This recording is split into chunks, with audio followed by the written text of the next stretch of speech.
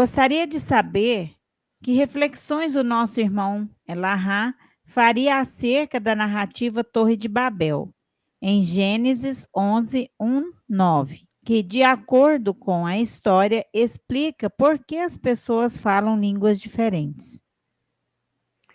Como assim?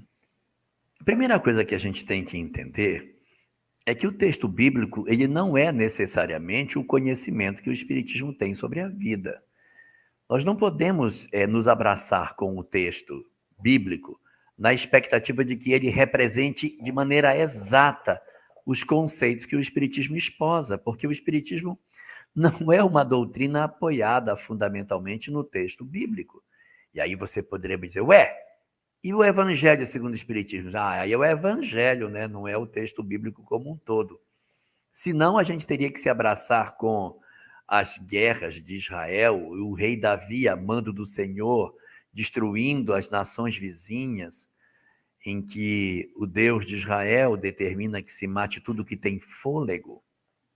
Como que eu vou trazer isso para dentro da mensagem espírita? Não posso trazer isso de maneira literal. Não posso trazer o dilúvio, Adão e Eva, e todas as questões que estão contidas dentro da Torá como se elas fossem literais. A primeira figura que aparece no texto bíblico e pode ser considerada como sendo uma figura que tem a existência real é Abraão, que vai aparecer no capítulo seguinte, vai aparecer no capítulo 12, você está no capítulo 11. Torre de Babel é 11.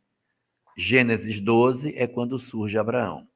Então, olha só, tudo que está ali para trás são seres que representam determinadas figuras metafóricas. A Torre de Babel é um engenho construído pelos homens em função do dilúvio. Se você for ler lá o que aconteceu, houve o dilúvio e os homens ficaram muito aborrecidos, porque Deus matou todo mundo. Então eles decidem fazer uma torre para afrontar Deus. O objetivo da torre era mostrar que os homens eram capazes de fazer algo para chegar até lá. Então Deus, vendo a audácia dos homens, faz com que eles comecem a falar vários idiomas e eles não conseguem terminar a torre e aí surgiram os idiomas na Terra. Mas veja, isso é uma parábola. Nós não podemos pensar assim, foi assim que surgiram os idiomas, porque a própria história natural está para nos dizer o contrário. Os ramos do surgimento das linguagens, ele se deu naturalmente pelas migrações que foram acontecendo, e elas foram se desdobrando, as linguagens foram se tornando cada vez mais complexas. Então, nós sabemos pela leitura daquilo que a paleontologia, a arqueologia nos fala, que não foi dessa forma que as línguas surgiram no planeta. A Torre de Babel é apenas uma imagem para dizer da audácia dos homens de quererem afrontar o poder divino, de construir uma obra para chegar até ele. Agora me diga, que tamanho de torre teria que ter para chegar até o infinito?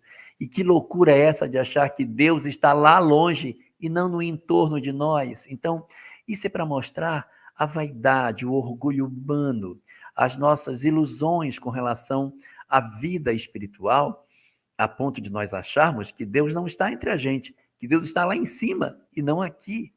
E é exatamente por essa visão equivocada que nós temos que nós não conseguimos nos entender.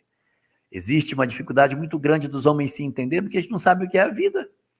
Eles não entendem o que é Deus, não sabem nada sobre eles próprios.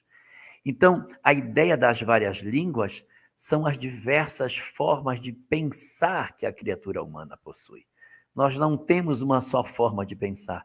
A divergência de ideias é que provocou a dispersão do homem sobre o mundo.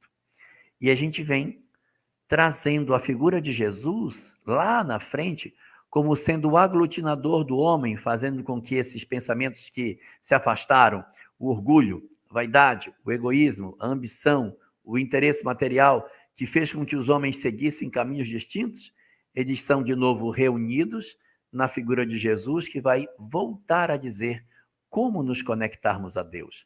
Não precisa de torre para subir aos céus, porque o reino dos céus está dentro de vós. Então, quando a gente tem essa releitura, a gente vai entender a Torre de Babel como sendo isso que a gente está vivendo.